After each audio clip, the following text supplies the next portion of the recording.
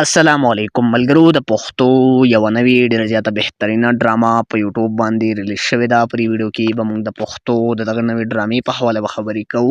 دا ویډیو تر انډه پورې وګورئ، ویډیو لایک کړئ او زموږ چینل پښتو ډراما سبسکرایب کړئ او ورسره د ګنټۍ نشان هم دباو کړئ چې زموږ راتلونکي داسې ویډیو باندې تاسو ته وخت په وخت ملاویږي. ښه راځو خپلې ویډیو له خبره موږ کوله د پښتو د نوې ډرامې په حواله.